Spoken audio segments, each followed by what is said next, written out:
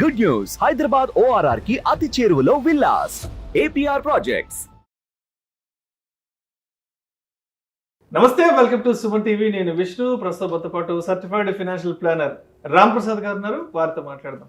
Sir నమస్తే. Sir Ram Prasad గారు. నమస్తే విష్ణు గారు. రామ్ ప్రసాద్ గారు, మార్కెట్స్ అన్ని ఆల్ టైమ్ హైలో పరుగులు తీస్తున్నాయి. సెన్సెక్స్ ఏమో 63,764 వద్ద ట్రేడ్ అవుతుంది. అండ్ నిఫ్టీ ఏమో 18,926 వద్ద ట్రేడ్ అవుతుంది. సో సెన్సెక్స్ విషయానికి వస్తే 200 పాయింట్లు అటు ఇటుగా 64,000కి చేరువలో ఉంది. అండ్ నిఫ్టీ విషయానికి వస్తే ఒక 70-75 పాయింట్లకు అటు ఇటుగా 19,000కి చేరువలో ఉంది. అండ్ దలాల్ స్ట్రీట్ అంతా కూడా కలకలలాడుతోంది. సో ఇదంతా నాణానికి ఒకవైపు అయితే, మరి మార్కెట్లు అనేవి ఇంత ఆల్ టైమ్ హైలో పరుగులు తీస్తున్నప్పుడు ఈక్విటీ ఇన్వెస్టర్స్ కానీ మ్యూచువల్ ఫండ్ ఇన్వెస్టర్స్ కానీ ఈ టైంలో ఎటువంటి డెసిషన్ మేకింగ్ చేయాలంటారు? అసలు ట్రెండింగ్ టాపిక్, చాలా అవసరమైన టాపిక్ అడిగారు. Yes, markets are at all time high. కానీ ఇదేం ఫస్ట్ టైం కాదు కదా. మార్కెట్ చాలాసార్లు ఆల్ టైమ్ హైకి వస్తుంది. అలానే కిందికి 40 to 52 వీక్స్లో వాట్ ఎవర్ క్వార్టర్లో అలా వెళ్తూనే ఉంటుంది. ఇదంతా పార్ట్ అండ్ పార్షల్. ఏం చేయాలి అంటే, ఫస్ట్ ఆఫ్ ఆల్ ఏమీ చేయకూడదు. Straight answer. అంటే మనం ఎందుకు పెట్టామో తెలిస్తే దాన్ని బట్టి నిర్ణయాలు తీసుకోవాలి, మార్కెట్ బట్టి నిర్ణయాలు తీసుకోకూడదు. అట్లీస్ట్ మ్యూచువల్ ఫండ్ ఇన్వెస్టర్ అనుకోండి. ఇప్పుడు Sensex is at all time high doesn't mean entire stocks ఏం హైలో లేవు కదా. ఇండెక్స్లో ఉన్న వాటినే కదా మీరు మెజర్ చేస్తున్నారు. ఇప్పుడు మీరు నిఫ్టీ 50, సెన్సెక్స్ ఇవి చూస్తున్నారు. అలా కాకుండా మీరు చూసి ఇంకా చాలా ఉన్నాయి కదా ఇండెక్స్లు. మనకి స్మాల్ క్యాప్ 250 చూసుకోవచ్చు, BSE 500, NSE 500, అలా చాలా ఉన్నాయి. సో మార్కెట్ హైలో ఉందంటే అన్ని కంపెనీలు హైలో ఉన్నట్టు కాదు. First point. ఓకే, సో హైలో ఉంటే ఇది డేంజర్ జోన్, ఇక్కడ ఆగిపోద్దని ఎక్కడా లేదు.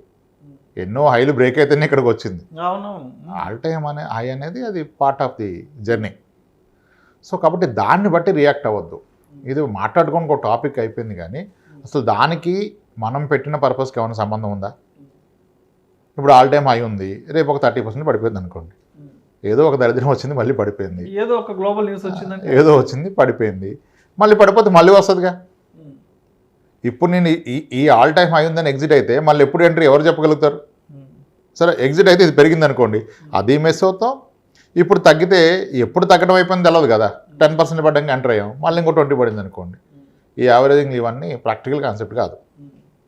ఓకే, హైయా లోనా సంబంధం లేదు. నేను ఎందుకు పెట్టా, నా పర్పస్ ఏంటి, దానికి నాకు టైం ఉంటే ఉండాలి. పర్ఫెక్ట్ ఏంటంటే వన్ థింగ్ ఈజ్ ఫ్యాక్ట్ అండి, టైమింగ్ ఇన్ ది మార్కెట్ ఎప్పుడు మీకు డబ్బులు తేదు. It's only time spend in the market. మీరు ఎంత టైం ఉన్నారు అనేదే మీకు డబ్బులు ఇస్తుంది. ప్రాబ్లీ మనం ఇప్పుడు 23 కదా, సమ్వేర్ ఇన్ 2009 ఇదే మంత్లో చూస్తే సెన్సెక్స్ ఎంతలో ఉండొచ్చు అప్పుడు? మేబీ 9,000లో ఉంటుంది. 9 to 10. అక్కడ నుంచి 63,000కి వచ్చింది 14 ఇయర్స్లో, which is nothing but 15% CAGR ఇచ్చింది. 15% క్యాగర్, 15% క్యాగర్ ఇస్తుంది లాంగ్ టర్మ్లో. మరి మధ్యలో ఏం ఇన్సిడెంట్ జరగలేదా? కరోనా రాలేదా? రష్యా ఉక్రెయిన్ వార్ కాలేదా? ట్రంప్ రాలేదా? ట్రంప్ పోయి బైడెన్ రాలేదా? PM మారలేదా? గవర్నమెంట్ రూలింగ్ పార్టీ మారింది కదా. ఇవన్నీ జరిగినా మార్కెట్ పైకి వెళ్తుంది. బట్ తక్కువ టైంలో చూసినప్పుడు ఇవన్నీ వాల్టైల్స్ వస్తూ ఉంటాయి. మీ పర్పస్ తెలిస్తే మీకు ఏం చేయాలో తెలుస్తుంది. ఇంకా సింపుల్ చెప్పాలంటే, ఇప్పుడు gold is at all time high అని చెప్పారు అనుకోండి న్యూస్. గోల్డ్ ఇన్వెస్టర్ ఏం చేస్తాడు సార్? పరుగులు ఎడుతున్న పసడి 60,000 చేరుకుంది, ఏం చేయాలి చెప్పండి? ఏమంటే అంటే ఇంకా ఇంకా ఎక్కడ పెరగద్దని చెప్పి మళ్ళీ పోయి బంగారం అదే చేయాలి. మరి ఇక్కడ కూడా ఇప్పుడు gold is all time high, ఏం చేస్తారు? అమ్ముకుంటారు. ఇంట్లో ఎంత ఉందో లెక్క చూసుకొని అమ్మరు కదా. 60 ఎక్కడ 70 అవుద్దా, 70 ఎక్కడ 80 అవుద్దా అని చెప్పి పరిగెడుతూ పోయి. మరి గోల్డ్ భారీగా పతనం అయిపోయింది, 55,000కి వచ్చింది, ఏం చేస్తారు? అప్పుడు కూడా కొనుక్కుంటారు. తక్కువ అయిపోయింది కదా, ఎక్కువ డబ్బుకి తక్కువ, ఎక్కువ డబ్బుతో ఇంకొంచెం ఎక్కువ కొనుక్కోవచ్చు. ఇప్పుడు గోల్డ్ కొన తగ్గిందని బాధపడతారా? మన దగ్గర 61,000 ఉంది, ఇప్పుడు 59,000కి వచ్చింది అనుకోండి, బాధపడతారా? పడరు. ఎక్కడికి పోతే మళ్ళీ పెరుగుతుంది కదా. ఫిజికల్ గా మన చేతుల్లో ఉంది, ఫస్ట్ చేతి కనిపిస్తుంది కదా. ఒక లాజిక్ ఏంటంటే, గోల్డ్ కొన్న వ్యక్తి లెటసే ఒక 50 గ్రాములు గోల్డ్ కొన్నాడు. అతను ఎన్నాళ్ళు ఉన్నా అతని దగ్గర 50 గ్రాములు ఉంటుంది గోల్డ్. తగ్గదు పెరగదు, గోల్డ్ ప్రైస్ తగ్గుతుంది పెరుగుతుంది. దాని వెయిటేజ్ అనేది ఎప్పుడు తగ్గదు, ఫిక్స్డ్. అది దాని బరువు తగ్గదు, కానీ దాని ప్రైస్ తగ్గొచ్చు పెరగచ్చు. సిమిలర్లీ మీరు మ్యూచువల్ ఫండ్స్ కొన్నా, స్టాక్స్ కొన్నా, మీ number of units and number of shares will remain same. దాని ప్రైస్ అప్ అండ్ డౌన్ అవుతుంది.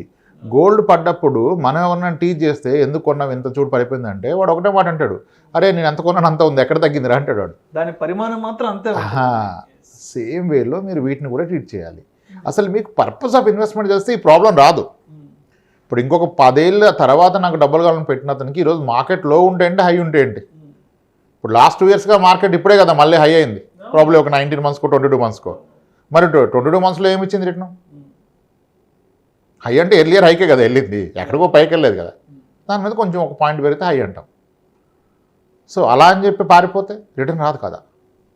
మీ పర్పస్ క్లియర్గా ఉంటే హై లో అనేది మీకు సంబంధం లేదు. అసలు ఏం చేయాలి, మార్కెట్ పెరిగితే ఏమీ చేయకుండా ఉంటే డబ్బులు వస్తాయి. ఏదైనా చేసే ప్రయత్నం చేస్తే అవదు. ఇప్పుడు ఓకే స్టాక్ పిక్ చేసే వాళ్ళు అయితే ఏమైనా చేయొచ్చు, కానీ మ్యూచువల్ ఫండ్లో ఎందుకు? ఇప్పుడు మ్యూచువల్ ఫండ్లో ఎప్పుడు పెడతాం? ఒక క్లారిటీ ఉంది, నాకంటే ఫండ్ మేనేజర్ తెలివైనవాడు, ఫండ్ హౌస్ అయితే బిగ్ ఆర్గనైజేషన్, వాళ్ళు ప్రొఫెషనల్గా మేనేజ్ చేస్తారు.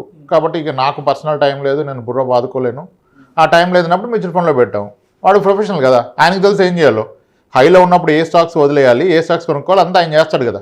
మ్యూచువల్ ఫండ్ ఒక స్టాక్ కాదు కదా, ఆయన ప్రాసెస్ ఆయన చేసుకుంటాడు, మీ పని మీరు చేసుకోండి. సో మనం తీసుకోవాల్సిన టెన్షన్ మొత్తం వాళ్ళు తీసుకుంటారు. అంతే సింపుల్.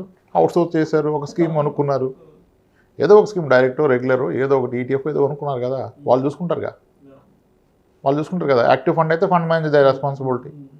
అసెట్ అలొకేషన్ అంటారు, అసెట్ అలొకేషన్ కూడా అసెట్ అలొకేషన్ ఫండ్స్ ఉన్నాయి, మల్టీ అసెట్ ఫండ్స్ ఉన్నాయి, ఆ అలొకేషన్ కూడా చూసుకుంటారు. ఈ మార్కెట్లో ఏ అసెట్లో పెట్టాలి, ఏ ఇండస్ట్రీలో పెట్టాలి, infrastructure is going to boom అంటే ఇన్ఫ్రాస్ట్రక్చర్ స్టాక్స్ ఎక్కువ అనుకుంటాడు వాడు. ఒక డైవర్సిఫైడ్ యాక్టివ్లీ మేనేజ్డ్ మ్యూచువల్ ఫండ్లో అప్ టు 19 సెక్టర్స్ ఉంటాయి. ఏ సెక్టర్లో పొటెన్షియల్ ఎక్కువ ఉంటే అవకాశం ఉంటే దానికి మూవ్ అవుతారు. మనమేం చేయాల్సిన అవసరం లేదు కదా. ఇప్పుడు ఎవరు రియాక్ట్ అవ్వాలి? Market is at all time high, 2 ఇయర్స్లోనే నాకు అవసరం ఉంది, ఇల్లు కొనడానికి నాకు డౌన్ పేమెంట్ వరకే మ్యూచువల్ ఫండ్లో పెట్టా, 25లో కొంటాం కన్ఫామ్, ఈరోజు ఎగ్జిట్, వెళ్ళిపోండి, ఇంక మీరు ఉండదు మార్కెట్లో. కానీ నాకు 10 ఇయర్స్ తర్వాత పాప పెళ్ళి ఉంది, పాప ఎడ్యుకేషన్ ఉంది, నాకు వేరే ఉంది, అప్పుడు మీరు ఉండాల్సిందే మార్కెట్లో. ఈరోజు హై మళ్ళీ లో లేదా ఇంకా హై. సో కాబట్టి మార్కెట్ హై అండ్ లోతో ఒక పర్పస్ తెలిసిన ఇన్వెస్టర్కి ప్రాబ్లం లేదు. నేను ఎక్కువ డబ్బులు సంపాదించడానికి ట్రేడింగ్ చేస్తా అంటే ఎస్, హై ఉన్న ప్రాబ్లమే, లో ఉన్న ప్రాబ్లమే, మార్కెట్లో మూమెంట్ లేకపోయినా ప్రాబ్లమే. సో లాంగ్ టర్మ్ ఇన్వెస్టర్కి అసలు ఈ మార్కెట్ ఫిగర్స్కి సంబంధమే లేదు. అది మాత్రం ఇప్పుడు 15% కాదు 12% CAGR పెరిగితే, ఇప్పుడు లాస్ట్ 14 ఇయర్స్లో మనం 15% క్యాగర్ పెరిగింది ఇండెక్స్. ఇప్పుడు నెక్స్ట్ 5 ఇయర్స్ 12% పెరిగితే కూడా ఇప్పుడున్న 63,000 will become 1 lakh Sensex 1 lakh అయిపోద్ది బై 28 జూన్ ఎండ్కి అయిపోద్ది. దాంట్లో గొప్ప ఏం లేదు, ఇది ఎప్పటి నుంచో వచ్చిన హిస్టరీనే కదా. కానీ మీరు హై లో చూసి రియాక్ట్ అవుతా వెళ్తా వస్తా అంటే సెన్సెక్స్ పెరుగుతుంది, మీకు రావు కదా. ఇక్కడ ఛాలెంజ్ అంటే ఐ టెల్ యూ, ఒక క్లయింట్కి ఫైనాన్షియల్ ప్లానింగ్ చేస్తాను, దానికి కాస్త అటు ఇటు మార్చి చెప్తాను. ఓకే, ఇప్పుడు ఆయనకున్న ఇబ్బంది ఏమొచ్చిందంటే అతని నెట్వర్క్ చాలా ఎక్కువ ఉంది, కొన్ని కోట్లలో ఉంది. సో అన్ని కోట్లలో ఉన్న వాళ్ళ పాపకి ఎడ్యుకేషన్ ఫీజు కట్టడానికి ఒక మేనేజ్మెంట్ కోటా సీట్ కొంటే, పీజీ మెడిసిన్లో పీజీ ఎండి సీట్ కొంటే చాలా ఎక్కువ అమౌంట్ అవసరం పడింది. ఈ ఆస్తులు అమ్మితే అంత ఎక్కువ అమౌంట్ వైట్ ట్రాన్సాక్షన్ రాక ఇబ్బంది పడుతున్నారు. అన్ని స్థలాలు ఉన్నాయి, అమ్ముడుపోతున్నాయి, బాగా పెరిగాయి, కానీ ఆయన అనుకున్నంత డబ్బు అకౌంట్కి రావట్లా. బట్ ఆ కాలేజీలో మొత్తం వైట్ కట్టమంటారు, అకౌంట్ ట్రాన్స్ఫర్ అడుగుతున్నాడు, అదే ఆయన ఇబ్బంది పడుతున్నారు. దానికి కూడా ఏదో సొల్యూషన్ చెప్పాం, సార్ ఇలా చేయండి మీరు. ఇప్పుడు సింపుల్, అది కూడా ఏం లేదు సార్, మీరు అమ్మేది ఏదో ఒక ఎన్ఆర్ఐకి అమ్మండి, లోకల్గా అమ్మకండి. ఎన్ఆర్ఐస్ అంతా అక్కడ 42% ట్యాక్స్లు కట్టేస్తారు, బట్ అంత కట్టిన వాళ్ళకి ఇంకా ఇండియాలో ఏదో కొనాలని ఉంటుంది ఆశ, ఇక్కడ కొంటాడు. ఇక్కడ ఆయన కొనడానికి వస్తాం, అమ్మేవాడేమో నాకు క్యాష్ కావాలంటాడు, ఆయనకేమో ఉన్నదంతా 42% ట్యాక్స్ పేగా వచ్చిన అకౌంట్లో మనీ. సో ఆయనకి ఇబ్బంది. మీలాంటి వాడు ఏమైతే హ్యాపీగా కలగదుకొని మొత్తం మీకు అకౌంట్లో ట్రాన్స్ఫర్ చేసేస్తాడు. కావాలంటే ఫుల్ అమౌంట్ రిజిస్ట్రేషన్ చేసుకోండి, ఒక 2 లక్షలు ఎక్స్ట్రా పడుతుంది, అంతే కదా. ఇప్పుడు మీ పాప భవిష్యత్తు కన్నా మీకు లాంగ్ టర్మ్ ట్యాక్స్లు ఇవన్నీ కాదు కదా ఇంపార్టెంట్, ముందు కట్టెక్కాలి కదా అది. సో అలా చేయండి అన్న. థ్యాంక్స్ సార్, నాకు అర్థమైంది, చేస్తా అన్నాడు. అన్న సరే సార్, ఇన్ని స్థలాలు కొన్నారు కదా, వీటిలో అద్భుతంగా పెరిగింది ఒకటి చెప్పండి సార్ అన్న, అత్యద్భుతంగా పెరిగిన స్థలం చెప్పండి అన్న. ఆయన అన్నాడు ఒక సిటీ, సరే వైజాగ్లో క్లియర్గా 95 జనవరిలో కొన్నాను సార్ ఒకటే అన్నాడు. ఎంత కొన్నాను సార్ అన్న? 58,600 కొన్నాను సార్ అన్నాడు. ఇప్పుడు ఎంత అయింది సార్ అన్న? 60 లక్షలు అయింది సార్ అన్నాడు. అది కదా రియల్ ఎస్టేట్ అంటే, 58,000 కొంటే 60 లక్షలు అయింది. గ్రేట్ కదా, ఎంత పెరిగింది సార్ అంటే 100 టైమ్స్ పెరిగింది అన్నాడు. 100 టైమ్స్, గ్రేట్ కదా, అందుకే సార్ కొంటాం, మీరేమో మమ్మల్ని ఇట్లా అంటారు అట్లా అంటారు, మొత్తం కొనొద్దు అంటారంటే అలా కాదు సార్. అసలు మీరు ఆ టైంలో కొనకుండా అదే డబ్బు మ్యూచువల్ ఫండ్తో పెడితే ఏమయ్యేది అన్న. ఏమవుతుంది సార్ అన్నాడు. సరే తీసా, మన స్టాండర్డ్ ఫండ్ 95 జనవరి అన్నాడు కదా, 95 October is Nippon India growth fund, అది అనేవి తీసా. 21 అక్టోబర్కి ఆల్మోస్ట్ కోటి వరకు వచ్చింది. ఇప్పుడు ఆయన అది 100 టైమ్స్ పెరిగింది అన్నాడుగా, 58,000 కాస్త 60 లక్షలు అయింది, 1000 కాస్త 1,00,000 అయింది, 100 రెట్లు అన్నాడు. అసలు ఈ స్కీమ్ కొట్టండి సార్ అని కొట్టిపించాను. ఆ రోజు ఈరోజు 2400 ఉందని అనేవి, ఆ రోజు 2100 ఉంది. అంటే ఎంత పెరిగింది సార్ అన్నాడు. 10 రూపాయలు అనేవి 2100 అయితే ఎంత పెరిగిందండి? 210 రెట్లు పెరిగింది. మీ స్థలం ఏమో 100 రెట్లు పెరిగింది, ఇది 210 రెట్లు పెరిగింది. మీరు ఇంకా అదే గొప్పదంటారు, కానీ మొత్తం దాంట్లో పెట్టడం తప్పు. సగం అక్కడ సగం ఇక్కడ పెడితే ఓకే. ఇప్పుడు ఎవడో ప్రెడిక్ట్ చేయలేండి ఏదేమవుతుందో అని చెప్పా. 210 రెట్లు పెరిగింది అన్నాడు. అవును సార్ అంటే అప్పుడు అంటాడు ఆయన, సార్ ఈ ఫండ్ నాకు తెలుసు అన్నాడు. అరే ఎలా తెలుసు సార్ అంటే, ఇది Reliance India sir, Reliance India growth fund sir, 2006లోనే పెట్టాను నేను 12,000 ఎస్ఐపి. 2008లో మార్కెట్ పడిపోయినప్పుడు నా డబ్బులు కూడా పడిపోయినాయి సార్, కోపం వచ్చి వెళ్ళి తీద్దామని. ఆ కుర్రోడు ఏదో చెప్పాడు సార్, ఒక 6 నెలలు ఉంటే పెరుగుతుందని. అలాగే ఉన్నా, నిజంగానే పెరిగింది. నేను మర్చిపోయా సార్ చూడటం. యాక్చువల్ నా డబ్బులు నాకు వస్తే బయటకు వద్దాం అనుకున్నా, కానీ అలాగే ఉండిపోయా. ఒక 4 ఏళ్ళు అయినాక చూస్తే, 4 ఏళ్ళు కాదు 6 ఏళ్ళు ఏమో, 2013 నాటికి నేను పెట్టింది 4 టైమ్స్ పెరిగిపోయింది సార్. నాకు 24-25 లక్షలు వచ్చాయి. అమ్మ ఇంత పెరిగింది, ఇదే ఛాన్స్ మళ్ళీ మార్కెట్ పడిపోద్దని చెప్పి మొత్తం తీసి స్థలం కొన్నాడు. ఇప్పుడు ఆ స్థలం అమ్మితే డబ్బులు ఆయన పర్పస్కి తగ్గట్టుగా రావట్లేదు. అర్థమైందా? ఇప్పుడు అంటే తగ్గినప్పుడు నువ్వు తగ్గిందని నమ్ముతావు, పెరిగినప్పుడు పెరిగిందని నమ్ముతావు. అంటే మరి ఇంక వెళ్తే ఎట్లా క్రియేట్ అయింది? ఇప్పుడు ఒక స్థలం కొన్నాను నేను, రేటు తగ్గింది అమ్ముతానా? రేటు వచ్చాక అమ్ముతా అంట. బంగారం కొంటే జీవితంలో అమ్మను, స్థలం కొంటే కూడా జీవితంలో అమ్మర్లేదు నిజానికి. సో కాబట్టి అక్కడ వెల్త్ క్రియేట్ అవుద్ది. గోల్డ్ అండ్ ల్యాండ్లో వెల్త్ క్రియేట్ అవుద్ది. ఎందుకంటే దానికి టైం ఇస్తాం. ఎంత టైం ఇస్తాం? 60 ఏళ్ళు, 20 ఏళ్ళు, 10 ఏళ్ళు ఇస్తాం. ఇక్కడ టైం ఇవ్వం కదా. అసలు ఇప్పుడు బంగారం 2 ఏళ్ళు తగ్గితే ఎవరైనా తగ్గిందని భయపడతాడా? మరి మ్యూచువల్ ఫండ్ 2 సంవత్సరాలు తగ్గితే ఎవడు ఊరుకుంటారు? ఏం చెప్పారు సార్ మీరు, 2 ఏళ్ళు అయింది మనకి ఏం వచ్చింది సార్ అంటారు. పెట్టిన 3 నెలలుగా అడుగుతున్నారు సార్, 5 స్కీముల్లో ఇది అస్సలు చేయట్లేదు సార్ అంటారు. ఇంకా గ్రీన్లోకి వచ్చేయాలి మరి ఇమీడియట్గా. అలా రావు. మీరు టైం ఇస్తేనే వెల్త్ క్రియేట్ అవుద్ది. మీకు మ్యూచువల్ ఫండ్స్ రిటర్న్ ఇస్తాయి, ఇన్వెస్టర్లు తీసుకోరు. ఎందుకంటే ఇవన్నీ చూస్తారుగా, మార్కెట్ హైలో. మళ్ళీ హైలో అంటే ఏంటి, మీరు చూడటం అంటే ఏంటి, ట్రేడింగే అది. డబ్బులు రావు. మీ విషయం, మీ పర్పస్ క్లియర్గా ఉంటే వీటికి ఏటికి రియాక్ట్ అవ్వద్దు. మీరు ఎందుకు పెట్టారో తెలుసు కదా, అంతవరకు వెయిట్ చేయండి, డెఫినెట్గా వస్తుంది. ఎక్కడికి పోద్ది? ఖచ్చితంగా వస్తుంది. ఏమీ రియాక్ట్ అవ్వద్దు. మార్కెట్ హైలో ఎటువంటి రియాక్షన్ చేయకుండా ఉండటమే మంచి పని, అంతకుమించి చేయాల్సింది ఏం లేదు. Right sir. Thank you so much Ramprasad గారు.